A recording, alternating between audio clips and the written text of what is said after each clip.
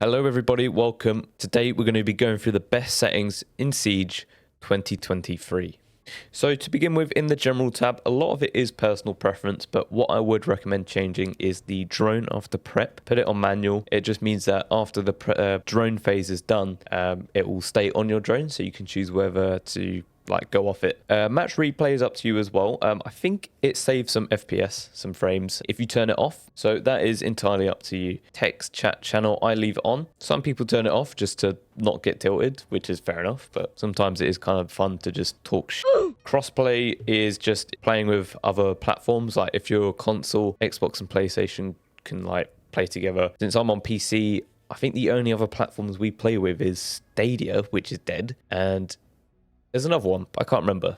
So we're going to skip HUD because I actually done a video on HUD specifically. So go watch that if you're interested. Moving on to audio, we've got some new options here with the latest season. So you can actually choose which mic and headphones you're using. So yeah, be sure to have your mic selected, well, the right mic and the right headphones selected. The rest of the settings aren't really that important. I've got master volume on 100, music 20. Dynamic range, however, most people use night mode because it makes a lot of lower sounding noises louder, so you can hear them better. So like footsteps, let's say. Some people use hi-fi, but that's up to you. I don't actually know the difference specifically, but yeah, I just stay on night mode. Voice chat volume, I've got it on 75. It's just, I change it if someone's being way too loud in game chat. So if someone's being too loud, you can turn it down. If someone's too quiet, turn it up. And these bottom two are basically how you talk into game chat. So this is how loud you're going to be. The more you turn it up, the louder you're going to be. Lower, obviously quieter. And threshold is how much your mic will pick up in a way. So moving on to display, this is just the monitor that you use. This is my primary monitor.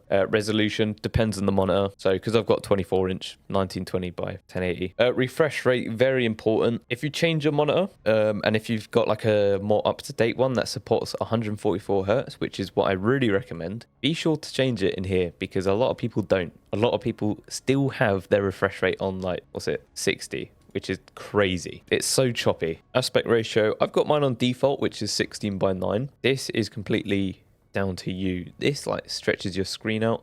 Sometimes I switch to 16:10. As you can see, it's a little bit more stretched. I've played at 4:3 before, which is just completely stretched. But yeah, that is entirely up to you. I just have mine on 16:9 just for content reasons. VSync you want off, it'll save you some frames. No FPS limit. Field of view, I've got mine pretty high. This basically just shows more on your screen. So it's like a fish, yeah, it's like a fisheye lens in a way, if you know what that means. It shows you a lot more, but things can look a little further away. So yeah, this is down to you. I think generally people sort of have it between 80 and 90 if you want a sort of guide to go by there. Our display area, I've got mine 100, but a lot of people have theirs sort of 90. Yeah, lower than 100. This just basically, so you know the match header, it sort of goes more in screen so people can see the corners of their screen because it can, block the screen in a way. But yeah, mine's just 100. And brightness, it's down to how bright or dark the game looks in your monitor. I've got mine 57. Obviously you don't want the game too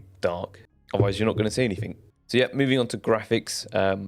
Texture quality on medium just to save some frames. Texture filtering on 4 times. I don't actually know what this does, but yeah, have it on that. LOD on very high. I put this a little bit higher just in case things don't sort of render in at further distances. Shading medium. Shadow high, you want this higher than low anyway, because there are some angles on certain maps where you're going to be able to see their shadow before they peak, which gives you just that one up in the gunfight. Reflection, medium. VFX, medium. Ambient occlusion, off. Lens, off. Yeah, so the rest off. Anti-aliasing. A funny thing with this, I saw a video very recently showing how if you have it off, it kind of gives you a little bit of an advantage. Apparently it shows white pixels if you have it off, where an enemy might be. I don't really know how it works, okay? But yeah, watch the video if you want. I'll link it somehow. So moving on to controls.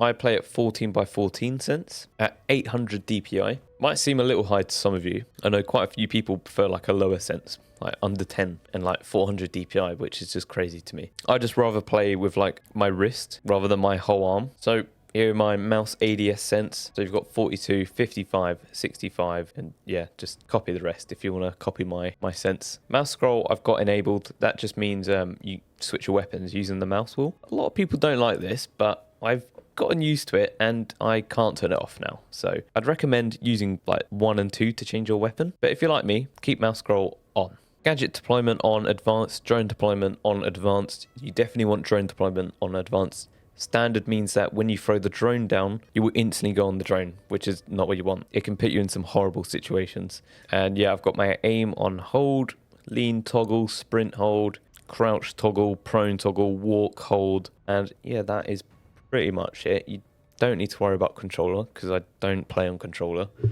Sorry to my console players out there. I don't really know the best settings for controller. I did do a Jinxie video, so if you want to watch that, give it a watch. But he's got some weird settings. So yeah, customized controls. I've seen many people's controls. They're all different. Here are mine, if you want to copy mine. I got my push to talk on caps. Wait, is that caps? Or is that shift? I'm pretty sure it's caps. Anyway, okay, yeah, that is shift. Yeah, so my controls are basically just default, honestly, except from, I don't know if this is default, my crouch is on control, my prone is on C. I've got my melee on the middle mouse button, so when you click in the middle mouse, it melees. My primary gadget is on mouse button 4, which is on the side, and secondary mouse button 5. So primary gadget is just like your, I don't know, Sophia launcher or thermite charge or whatever. Secondary is just going to be like your nades and whatnot. And yeah, I'm pretty sure that is all I've changed really in the controls.